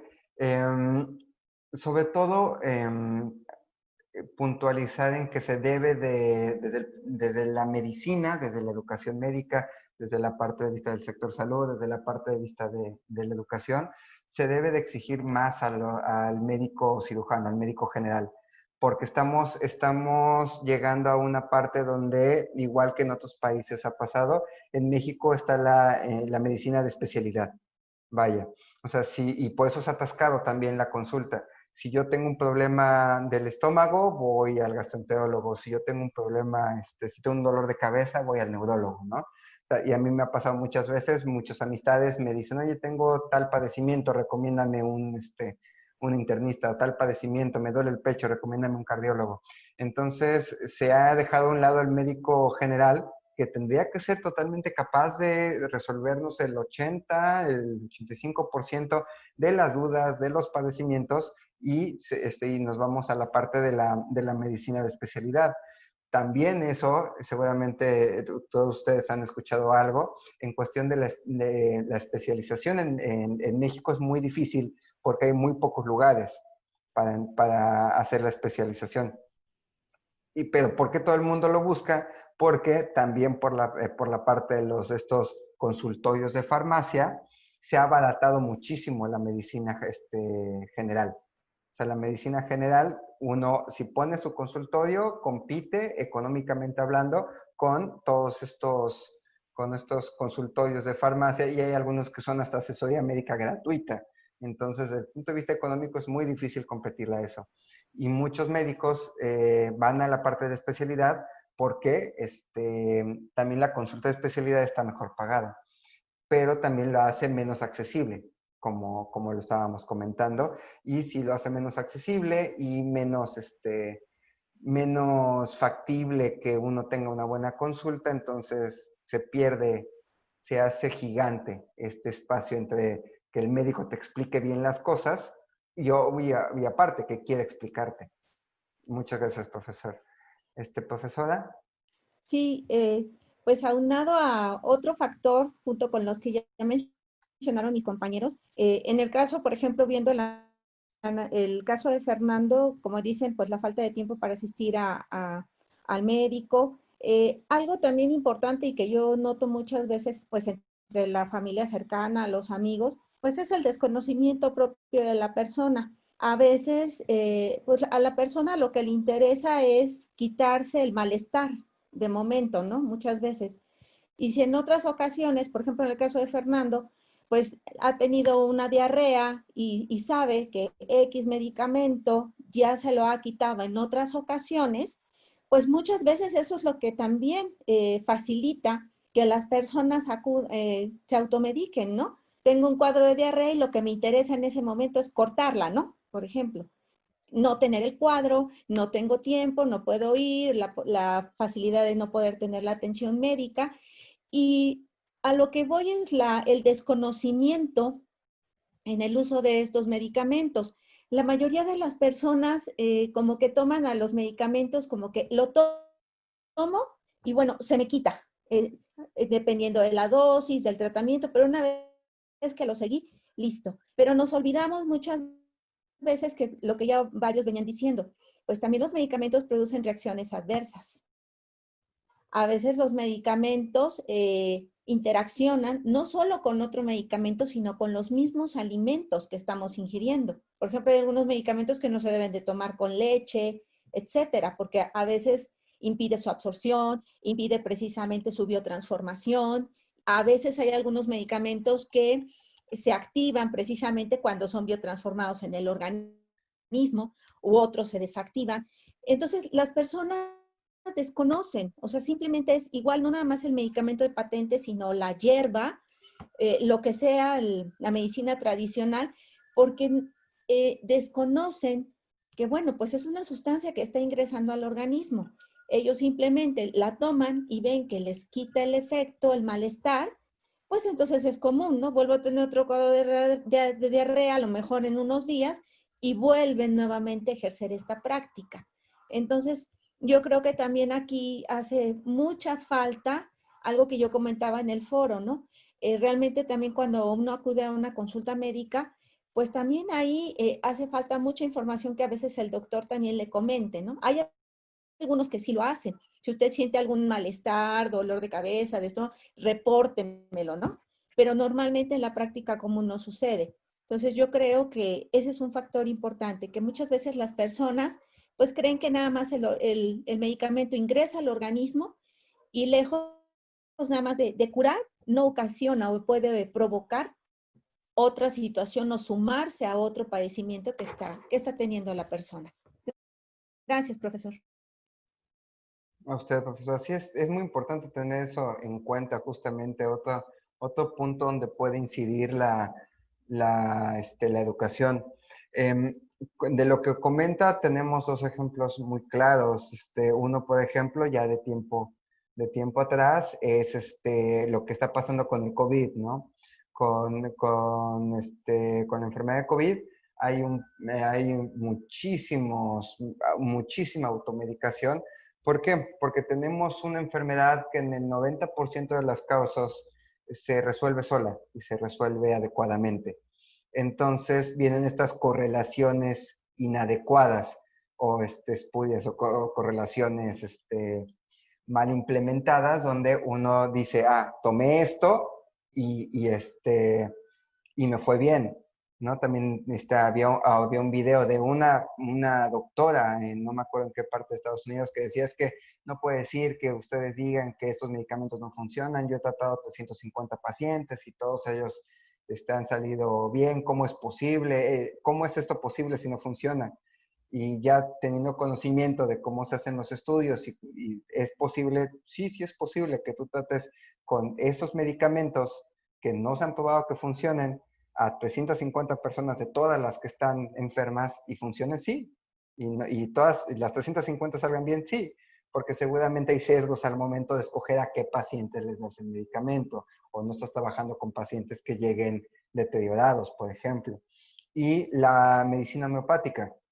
La homeopatía, a pesar de no tener ningún fundamento científico, sigue desde hace muchísimos años, sigue vigente. ¿Por qué? Muchos dicen que si no funcionaba no seguía vigente, pero al contrario, la medicina homeopática se presentó como una alternativa a la medicina alopática, porque la medicina alopática al principio era muy invasiva y había muchos medicamentos que eran veneno y que se daban para tratar diferentes padecimientos, siglo XIX, principios del siglo XX, que causaban muchos males, al contrario de realmente curar. Y luego se presenta una medicina que te da diluidos que no hacen nada, pero que te llevan a que tengas diferentes cuestiones de higiene, diferentes cuestiones de descanso y todo, y al paciente le va bien porque se cura naturalmente,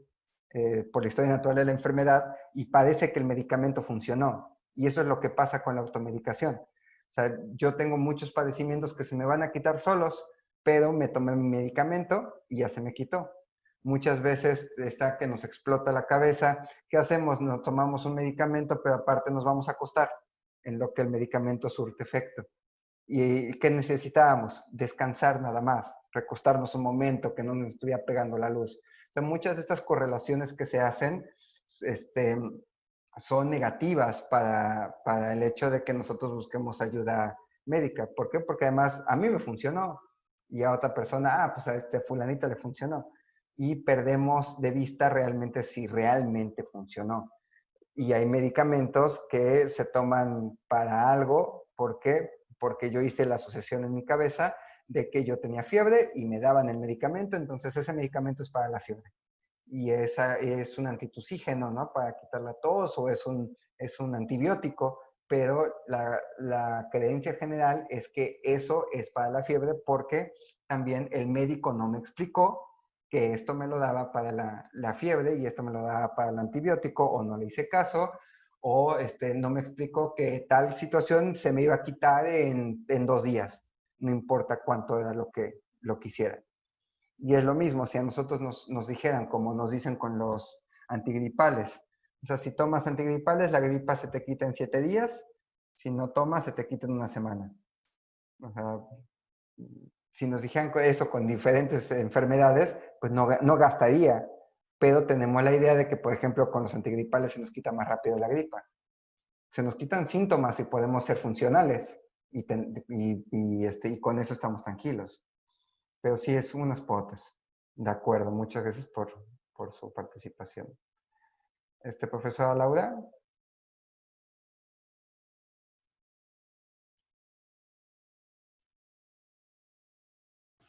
No, creo que no bajé la manita. Ok, gracias. ¿Alguien más para participar? ¿No? Ok. Sí, quiero participar. Dígame, profesora. Miren, qué raro. Sí voy a hacer este comentario, aunque no es comentario relativo al tema. Adelante. No había levantado antes la mano porque no la encontraba. Ahorita la encuentro, está alzada mi mano y me están pasando por alto. O sea, me da mucha risa eso. Bueno, ok.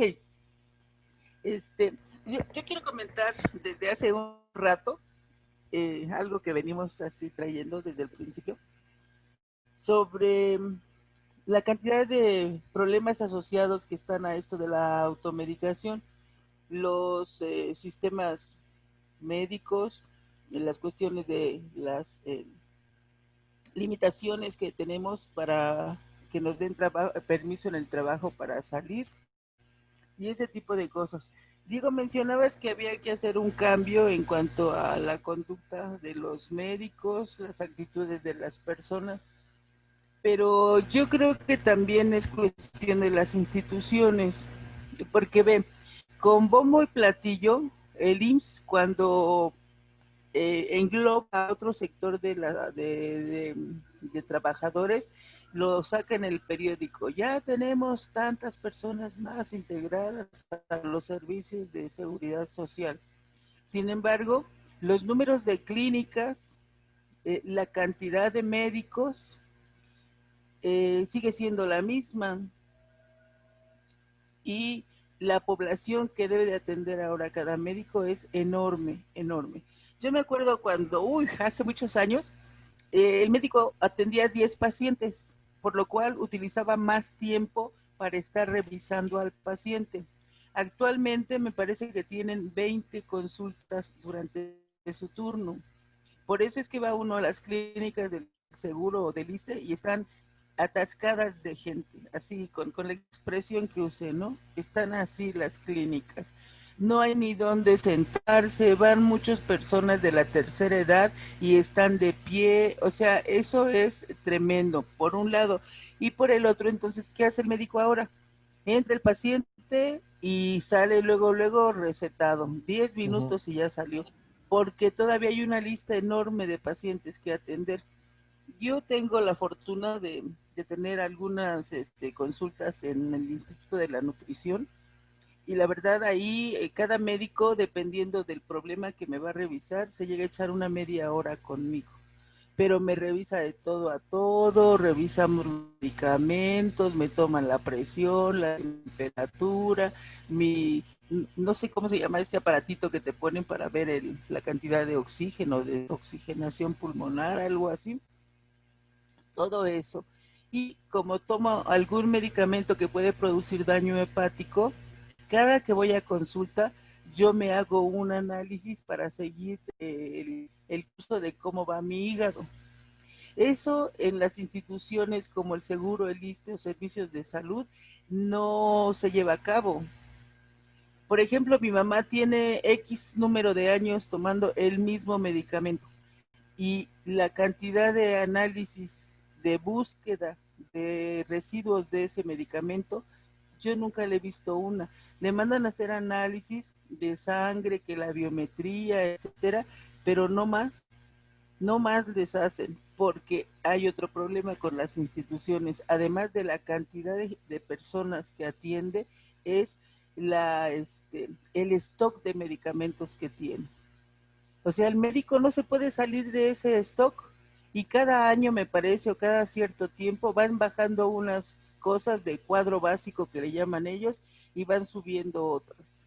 Entonces, lo que siempre está disponible en ese cuadro básico son los analgésicos y los medicamentos que se utilizan, por ejemplo, para la presión arterial alta, para la diabetes, etcétera.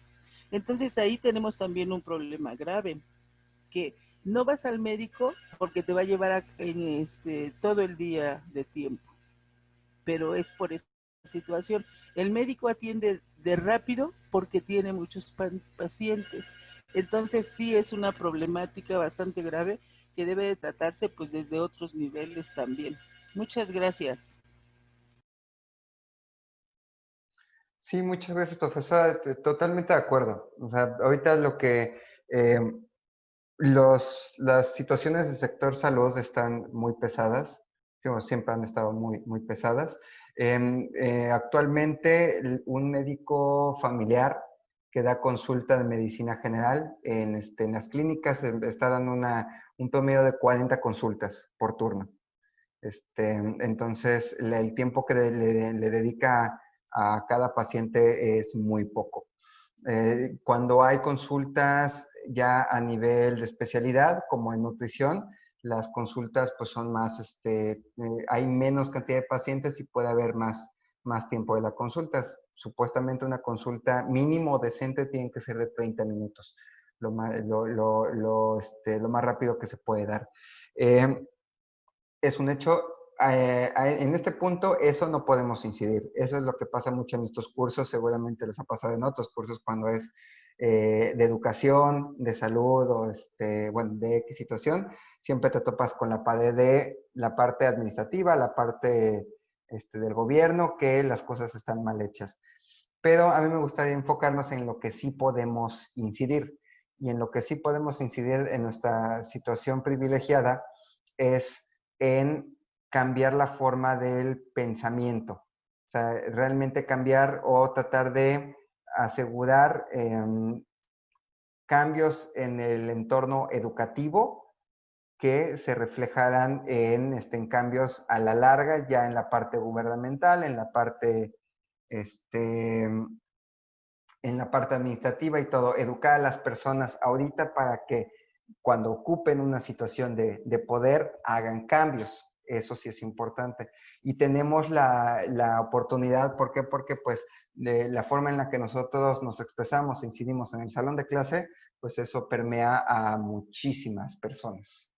O sea, y la muestra de esto es en la cantidad de alumnos que han tenido y tendrán para que sigan esta situación implementándose, ¿no? Podemos cambiar, sembrar una idea desde el punto de vista de, por ejemplo, pensamiento crítico. Muy importante el pensamiento crítico que hemos comentado.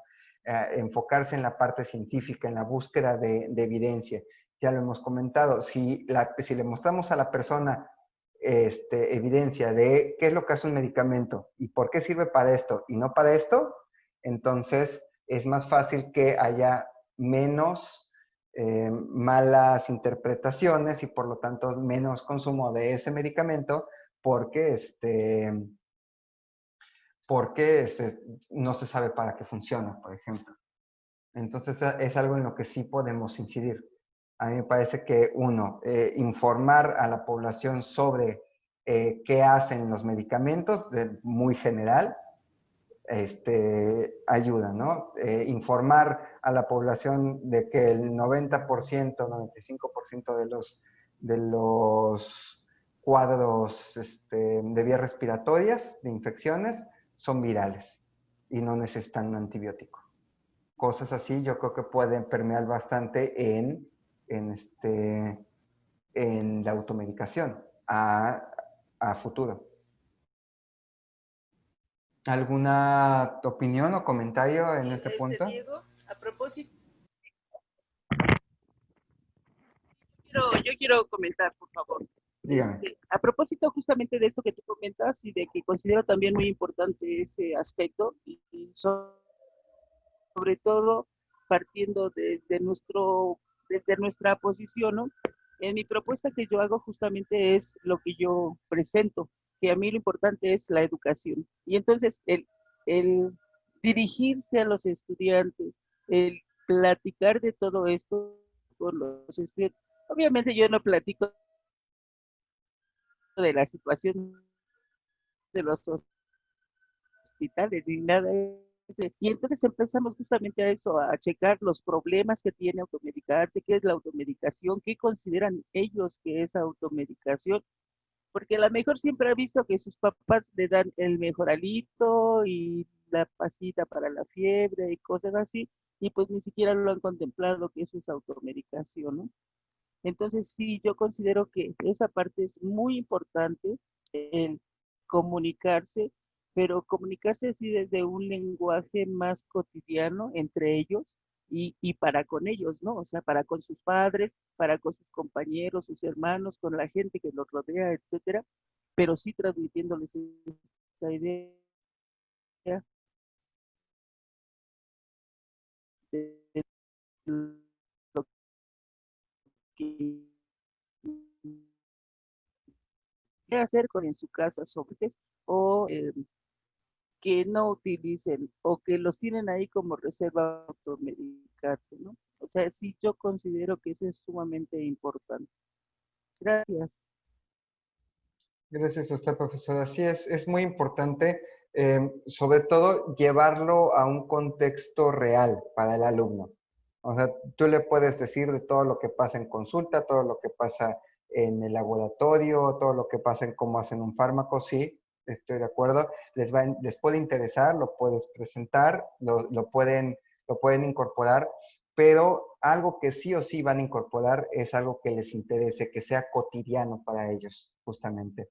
En neurociencias, cuando hablamos de aprendizaje, hablamos de que si algo no me sirve, no lo voy a utilizar, no lo voy a incorporar, no lo voy a recordar y no lo voy a tomar en cuenta. Entonces, tiene que ser algo que les sirva, y algo que sirve es algo a lo que pueden recurrir ellos para solucionar un problema que tengan en su vida diaria. Entonces, estoy de acuerdo con usted, hay que buscar ejemplos que localicen el problema dentro de la comunidad a la que yo me estoy refiriendo. Entonces, si yo trabajo con alumnos de bachillerato, estar consciente de cuáles son los temas de salud que más afectan, estar consciente de qué es lo más común que se automediquen y abordar el tema por ahí, porque eso lo hace propio, y además de que lo hace propio, lo hace una herramienta para que lo utilicen. ¿Alguna otra participación?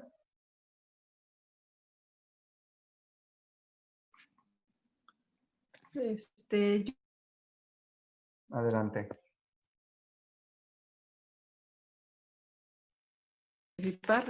Buenas tardes, días, es cultura, ¿no?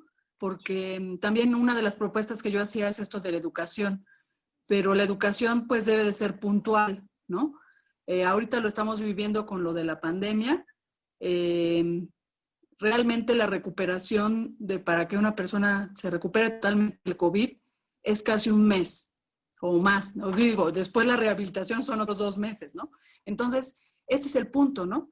El ISSSTE hoy en día o el IMSS no están dando incapacidades muy largas de 1 día, 2 días, nunca consideran el tiempo que te pasas, como ya decían en la consulta, esperando a que te den consulta y todo esto. Entonces yo creo que desde aquí tiene que cambiar un poquito la dinámica, tiene que cambiar la cultura.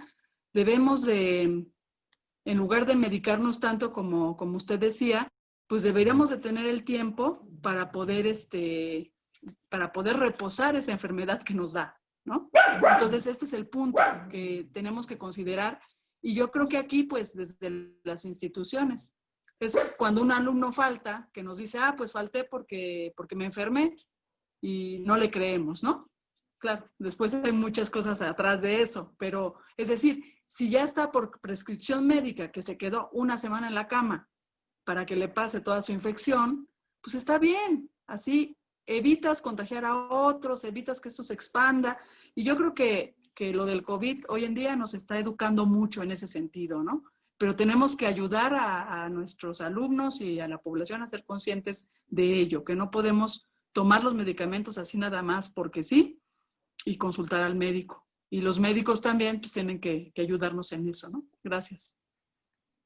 Así es, profesor, muchas gracias. Sí, totalmente de acuerdo con que esta situación nos ha educado bastante y además nos ha señalado los puntos álgidos de dónde son los puntos de oportunidad. O sea, qué es lo que, y bueno, no es que no supiéramos qué es lo que estábamos haciendo mal, ¿no? O sea, sabemos que si el fulanito alumno, yo le pido su comprobante de que faltó y además como en el trabajo a mí me lo piden, ¿no? También que sea del sector salud, porque ahora se puede falsificar cualquier documento que te hagan una receta, lo bajas en línea, lo que tú quieras, ¿no?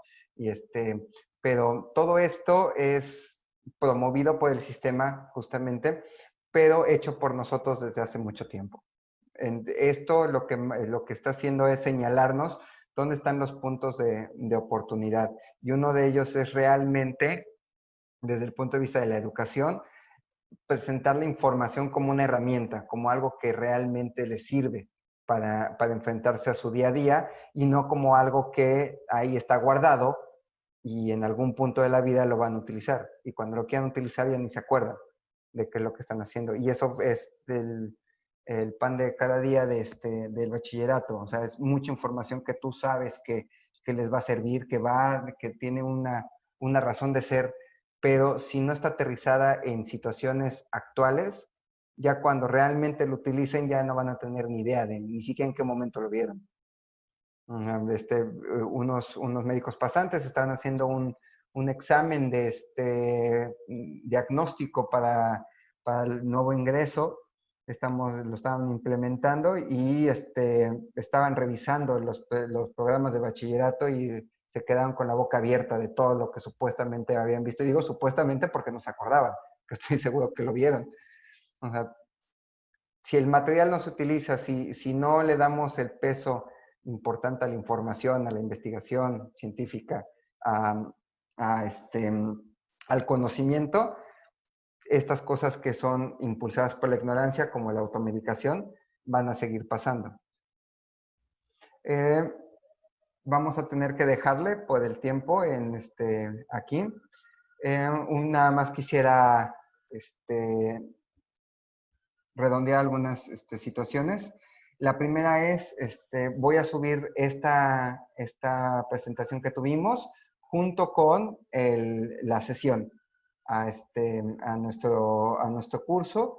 También el día de hoy, después del seminario que tengo a continuación, voy a subirles la segunda presentación. De hecho, las 3 presentaciones se las subo con audio. Mejor, para que las puedan repasar con tiempo. Las actividades se les va a incorporar sus rúbricas para que sean más puntuales. A los que ya hayan hecho las actividades no hay ningún problema. Pueden editarse desde el punto de vista personal si yo quiero mejorar lo que presenté, pero desde el punto de vista de la evaluación numérica no se preocupen, no hay ningún problema. También si nos pasamos de tiempo y después de estas 2 semanas hay material que se puede mejorar, sobre todo para hacer material que ustedes pueden utilizar, seguimos trabajando, no hay ningún problema de que nos pasemos de ese tiempo, sobre todo porque sé que ahorita estamos súper llenos con los cursos, implementando, cambiando. Si de por sí siempre nuestros inicios de clases son terribles, ahora está mucho más interesante el asunto, ¿no? Vamos a estar más al pendiente de los foros y vamos a repetir la información en diferentes partes de la plataforma para que sea de más fácil acceso para las personas que no han podido acceder a esta parte de anuncios y demás. Y cualquier duda, sí, que tengan ahorita con lo que acabo de mencionar. ¿No? Yo. Dígame, profesora. Me gustaría, o sea, como ahorita no vamos a poder emplear la plataforma porque pues va a estar en reparación o en revisión, y hay tareas, entonces no sé, a mí en lo particular, no sé, mis compañeros, quisiera avanzar un poquito en sábado y domingo, ¿sí? Pero no sé cuál era el objetivo, sé que es una infografía, vi algunas preguntas, pero no supe de qué, no me acuerdo exactamente qué quería que contestaran.